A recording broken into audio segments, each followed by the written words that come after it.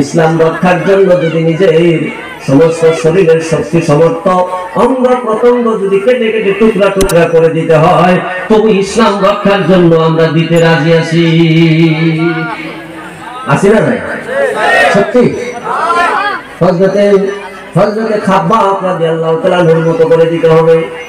হযরতে বেলাল, আমার বন্ধুগণ, হযরতে বেলাল আপনারা জানেন, আমার মা বোন সকল, হযরতে বেলাল রাদিয়াল্লাহু তাআলাকে কত কষ্ট দিয়েছিলেন। হযরতে বেলাল ছিলেন একজন গোলাম, উমাইয়ার গোলাম ছিলেন। হযরত উমাইয়া যখন হযরতে বেলাল রাদিয়াল্লাহু তাআলা ইসলাম গ্রহণ করলেন, উমাইয়া কয়, বেলাল ইসলাম ছেড়ে দে, ইসলাম ছেড়ে দে বেলাল, ইসলাম ছেড়ে দে। বলে না না না, আমি ইসলাম ছাড়তে পারবো না। বলে বেলাল যদি ইসলাম ছাড়ো তাকে আজাদ করে দেওয়া হবে। বলে না, তাও আমি ইসলাম ছাড়তে পারবো না। বেলালের উপরে অত্যাচার, স্টিম রোলার চালানো হলো। হযরত বেলাল রাদিয়াল্লাহু তাআলাকে এমন নির্মম অত্যাচার করা হলো। আমার বন্ধু হযরত বেলালকে শরীরের কাপড়গুলো খুলে চামড়া ফাটিয়ে ফেলে দেওয়া হলো চাবুক মারতে মারতে। তাও বেলাল আল্লাহর নামে তাসবিহ কয়, সুবহানাল্লাহ কয়, আলহামদুলিল্লাহ কয়। হযরত বেলালকে উত্তপ্ত মরুর প্রান্তের মধ্যে শোয়া পাথর মাইরা হযরত বেলালের বুকের উপরে পাথর রেখে দেওয়া হলো। তাও হযরত বেলাল আল্লাহর নাম নেয়। এবার হযরত বেলালের জিহ্বার মধ্যে পেরেক গেড়ে দেওয়া হলো। হযরত বেলালের জিহ্বা অচল হয়ে গেলেন। এবার দমে দমে হযরত বেলাল মাত্র কয়, ইয়া আহাদ আহাদ আহাদ আহাদ, আমার আল্লাহ এক, জোরে বল সুবহানাল্লাহ। আমার বন্ধুগণ, হযরত জাফর রাদিয়াল্লাহু তাআলা নাম আপনারা শুনছেন। যুদ্ধের ময়দানে মুতার প্রান্তে হযরত জাফরের নেতৃত্বে যুদ্ধ চলছে। আমার বন্ধুগণ, যুদ্ধ করতে করতে জয় জয় জয় জয় ময় ময় এক কাফের এসে হযরত জাফর রাদিয়াল্লাহু তাআলার ডান হাতের মধ্যে কোপ দিলেন, ডান হাতটা কেটে পড়ে গেল। বাম হাতের মধ্যে কোপ দিলেন, বাম হাতটা কেটে পড়ে গেল। আমার বন্ধুগণ, দুইটা কাটা হাত দিয়া হযরত জাফর রাদিয়াল্লাহু তাআলা ইসলামের পতাকা বুকের মধ্যে জড়িয়ে ধরলেন। কোন একবার সুবহানাল্লাহ। আমার বন্ধুগণ, হযরত জাফরের মতো ঈমান আমরা আনতে চাই না নাই? জোরে করে আনতে চাই না নাই? ইসলামের জন্য দুইটা হাত কেটে গেল। হযরত জাফর ওই ইসলামের পতাকা জমিনে পড়তে দিল না, কাটা হাত দিয়ে ইসলামের পতাকা বুকের মধ্যে জড়িয়ে ধরলেন। আজকের দিনেও আমরা জীবন যেতে পারে, কিন্তু ইসলামের ক্ষতি আমরা হতে দেব না। নারে তাকবীর। আমার বন্ধুগণ, এই যে মসজিদগণের অসংখ্য কাম বাকি, আমরা আল্লাহর বান্দা। হযরত জাফর আরো কি করেছেন জানেন নি? আমার কেউ এসে ঘাড়ের মধ্যে কোপ দিয়ে দিল, ঘাটটা যখন কেটে পড়ে গেল, শাহাদাতের খবর যুদ্ধের ময়দানে ছড়িয়ে পড়ল। একজন বুদ্ধিমান সাহাবা এসে লক্ষ্য করে দেখে হযরত জাফরের ডান হাত এক জায়গায়, বাম হাত এক জায়গায়, নিচের অংশ অন্য জায়গার মধ্যে পড়ে আছে। যতক্ষণ পর্যন্ত কেউ ইসলামের পতাকা হাত দিয়ে ধরে নাই, ততক্ষণ পর্যন্ত কাটা মাথা দিয়া দাঁত দিয়া কামড়ায় ইসলামের পতাকা উঁচু করে ধরে রেখেছিলেন, জমিনে পড়তে দেয় না। সেই রকম ঈমানওয়ালা আমাদেরকে হতে হবে না নাই? জোরে বলেন। আমার বন্ধুগণ, জীবন আমরা দিতে রাজি, কথা কয় না? জোরে বলেন, রাজি কিনা নাই? 2 নম্বরে সময় দেওয়া লাগবে বন্ধু। এই যে মসজিদের ধর্মসভা, এখন যদি প্রশ্ন করি কত সময় দিবেন, কয় হুজুর কমিটি বানিয়ে দিয়েছিলাম, কমিটির মানুষের কাম করছে, আমরা কে জানো? জোরে বলেন, ঠিক না ঠিক? কমিটিতে দরমাহা দিচ্ছেন নাকি? বলে না, তা দেই নাই। তার মানে খালি কমিটির দায়িত্ব না, এই মহল্লা, এই গ্রাম এলাকার সমস্ত মানুষের দায়িত্ব সমান সমান। আপনি মসজিদে সময় বের করতে হবে, 5 ওয়াক্ত নামাজ আপনি কায়েম করবেন, তারপরে যে আপনি কিছু সময় বাইরে করে মসজিদের কাজ আপনি করতে হবে। মসজিদের ইটটা কোন জায়গায় করে রইল, মসজিদের বালুগুলো কি করে রইল, মসজিদের বেড়াটা কি হয়ে গেল, মসজিদের ফ্যানগুলো ঘুরতেছে বন্ধ করা হয় নাই, পানির ট্যাপগুলো নষ্ট হয়ে গেছে, আমি একটা ট্যাপ নিয়ে লাগাই দেই। মসজিদের ওই যে পাও মোছা জিনিসটা একদম লেত্রা হয়ে গেছে, একটু সাফ করে দেই। মসজিদে জায়নামাজগুলো একটু লেত্রা হয়ে গেছে, বাচ্চাদের নিজ হাতের দ্বারা একটু পরিষ্কার করে দেই। আজকে জুমার দিন 2 ঘন্টা আগে একটু মসজিদে যাই, যাই মসজিদটা একটু সাফ চিকন করি, পরিষ্কার করি, একটু আতর টাতর লাগাইয়া দেই, মাকড়সার বাসাগুলো একটু সাফ সাফ করে দেই।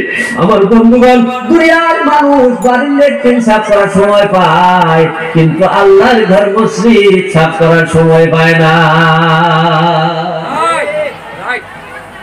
আমার বন্ধুগণ, আল্লাহর ঘর মসজিদ কেমন জিনিস, আপনি কিছু সময় দেন, আপনি মসজিদ সাফ করবেন, ওটা তো আপনি মসজিদ সাফ করলেন না। আপনার অন্তর আপনি সাফ করে নিলেন, ওটা তো আপনি মসজিদ সাফ করলেন না। আপনার জীবনের গুনাহ আপনি সাফ করে নিলেন, ওটা তো আপনি মসজিদ সাফ করলেন না। ওটা আপনার চরিত্র সুন্দর করে নিলেন। কোন সুবহানাল্লাহ। আমার বন্ধুগণ, মসজিদ ঘরের মতো মসজিদ ঘর বানাইতে হবে। গ্রামের মধ্যে 100টা বাড়ি যদি থাকে, 100টা বাড়ির ভিতরে যদি 300 ঘর থাকে, 300 ঘরের ভিতরে যেই ঘরটা সবথেকে সুন্দর, যেই ঘরটা সবথেকে ভালো, টাইলস লাগাইছে, ভালো করে মজবুত করে সুন্দর করে বানাইছে, তার থেকে যদি মসজিদ ঘর ভালো না হয়, কিয়ামতের দিন আল্লাহর আদালতে কাঠ গড়ায় দাঁড়ায় আল্লাহর কাছে জবাব দেওয়া লাগবে।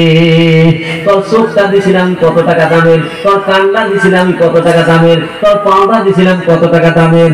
বর্তমান স্বাস্থ্য বৈজ্ঞানিক পরীক্ষা করে দেখছে, মানুষের শরীরে যে 5 পাতি লাগানো আছে কমসে কম 2.5 কোটি টাকার সম্পদ।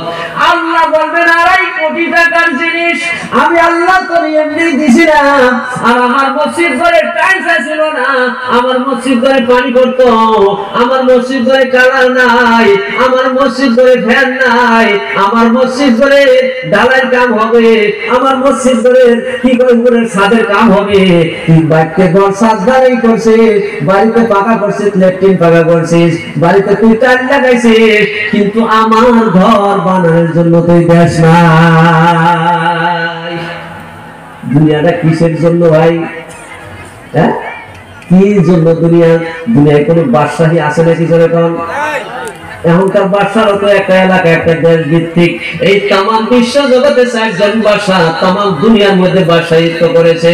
2জন মুসলমান, একজন হলেন বাদশাহ সেকান্দার জুলকারনাইন, আর একজন হলো বাদশাহ সুলাইমান, আর হিন্দু আছে 2জন, মানে বিজাতি আছে 2জন। এই 4জনে তামাম দুনিয়াটা রাজত্ব করেছে, কিন্তু তারা কোন দুনিয়ায় নাই। কত হিটলার গেল, কত সম্রাট গেল পৃথিবীর ভিতরে। আমার বন্ধুগণ, তামাম দুনিয়ার মধ্যে কত বাহাদুরি দেখাইলো, তারা নাই নাই। আইনামা তাকুনু ইদরিকুমুল মাউত ওয়ালাউ কুনতুম ফি বুরুজিন মুশাইয়াদা। মরণ থেকে পালাও তুমি, মরণ তোমায় লইবে গিরি। যদি শুধু আকাশ পানিতে লাগাও, সেটাই লাগিয়ে সিঁড়ি। তুমি যতই ভাবো না কেন, মওতের থেকে আমাদের বাঁচবার কারো উপায় নাই। জোরে কোন ঠিক কিনা নাই? শের পাগলি গরুর হিসাব। আমার বন্ধুগণ, আমার মুরব্বিয়ান সকল, তাই যাওয়ার আগে আপনি সামান পাঠান। এটা হচ্ছে বুদ্ধিমানের কাম। যদি আপনি সামান না পাঠাইতে পারেন, আপনারে বাগে খাবে, এতে কোনো সন্দেহ নাই। তবে যেহেতু বাগে কি করে খাইব? এক দেশে এক অগাধ নিয়ম আছিল, 6 মাস বা 1 বছরের জন্য বাদশা বানাইতো, 1 বছরের জন্য বাদশা বানাইতো। তারপরে 1 বছর বাদশাহী যাওয়ার পর ওই বাদশাহের দইরা নিয়ে জঙ্গলের মধ্যে দিত, জঙ্গলে বাঘ ভাল্লুক খেয়ে ফেলাই দিত, আবার নতুন করে বাদশা বানাইতো। ওই বাদশা নেওয়া হওয়ার জন্য কেউ রাজি হয় না। এক বেচা বুদ্ধির বলে ঢুকি হয়েছে, কিন্তু তারা মানুষরা খুব জ্ঞানী মানুষ ছিল, ব্রেন ছিল। রাস্তা দিয়ে যায়, কয় তোমার বাদশা হওয়া লাগবো। বলে কে? বলে 1 বছরের জন্য তুমি বাদশা, তারপরে কি তোমার ওই জঙ্গলে দিয়ে দিব? বলে হ্যাঁ হবো। 1 বছর তো আমার হুকুম মতো চলবো। বলে হ্যাঁ, আমি যা কইবেন তাই, যারে কইবেন যা তাই। বলে হইলাম বাদশা হয়ে, আর তিনি হুকুম চালাইয়া দিল। ওই জঙ্গলের মধ্যে বিল্ডিং বানা, আমার রানীর নিগা বিল্ডিং বানা, গোসলদুইলা বিল্ডিং বানা, জঙ্গল সব কাইটা সাফ করে ফেলাইয়া দেয়া, ওই রাজধানী ওই জায়গায় বানা। 1 বছরের ভিতরে রাজধানী হয়ে গেল। ওই এখন নিয়ে দে যে রাজধানী আসার তার থেকে বড় রাজধানী হয়ে গেল। আমার বন্ধুগণ, এই দুনিয়া হচ্ছে আপনার ওই যে পরবর্তী জীবনের বিল্ডিং বানানোর জন্য জায়গা। তাই বুদ্ধিমান লোকেরা এই দুনিয়ায় হামুখ হইয়া বৈশা থাকে না। এই যে মসজিদ অভাব আছে না? মসজিদ ধরে বিল্ডিং হয়ে গেছে গা, জোরে কোন অভাব আছে না মসজিদে? আরে ভাই জোরে কোন অভাব আছে? কেন পুরা করবো? আল্লাহ আল্লাহ বেহেশতের থেকে সোনার ইট আর রূপার ইট দিয়া যাইব না। আমরা আল্লাহর সৈনিক, আমরা পুরা করা লাগবে। জোরে কোন ঠিক কিনা নাই? আমার বন্ধুগণ, মা বড় না স্ত্রী বড়, এই কথাটা বলার পূর্বে আমি আপনাদের কাছে আবেদন করব, নিজের জীবন দেওয়া লাগবে, সময় দেওয়া লাগবে, আর মাল আল্লাহর রাস্তায় দিতে হবে সাহাবায়ে কেরাম যেভাবে দিয়েছে। আর একটা ঘটনা বলবো বন্ধু, আমাদের অনেকেরই মা অন্ধকার কবরে আছে না নাই? যেরকম আছে না নাই? এরকম অবস্থা আছে নাকি? এদিকে কবরস্থান আছে, মা আছে, বাবা আছে, দাদা আছে, দাদি আছে, আছে না নাই? বাদশাহ হারুন আর রশিদের নাম আপনারা শুনছেন? বাদশাহ হারুন আর রশিদের নাম শুনেন নাই? কথা কোন শুনেন নাই? বাদশাহ হারুন আর রশিদ একজন আল্লাহর ওলি ছিলেন, আবার বাদশাহ ছিলেন, তিনার স্ত্রীও একজন আল্লাহর ওলি ছিলেন। একদিন ওই দেশেরই একটা পাগল ওই রাজ দরবার দিয়া যায় আর কয়, আমি জান্নাতের টিকিট বেচবো, জান্নাতের টিকিট বেচবো, একটা টিকিট বেচবো, জান্নাতের একটা টিকিট বেচবো। নেনওয়ালা কেউ আছে নাকি? সব তো পাগল দেখছে, কি করে জান্নাতের কোনো টিকিট বেচা যায়? কিন্তু বিবি জুবাইদা তিনি বিচক্ষণতা ছিলেন, 1 লক্ষ টাকা লইয়া ওই জান্নাতের টিকিটটা কিনা নিলেন। কোন সুবহানাল্লাহ। পাগল চলে গেল, ওই পাগল চলে গেল। রাত্রির বেলায় বাদশাহ হারুন আর রশিদ স্বপ্নে দেখে তার বিবি জান্নাতের মধ্যে উইরা বেড়াইতেছে। কয় তুমি কেমনে বেড়াইলে? কয় ওই যে বাহরুল পাগলার কাছ থেকে আমি জান্নাতের টিকিট কিনছিলাম, ওই টিকিটের বিনিময়ে আল্লাহ আমারে জান্নাত দিয়ে দিয়েছে। ঘুম থেকে জাগ্রত হইয়া উজির নাজিরে জানাই দিল, যা বাহরুল পাগলারে নিয়ে আয়। বাহরুল পাগলারে বিছরে নিয়ে আইলো। কয় আমার একটা জান্নাতের টিকিট দাও। কয় কই দেব?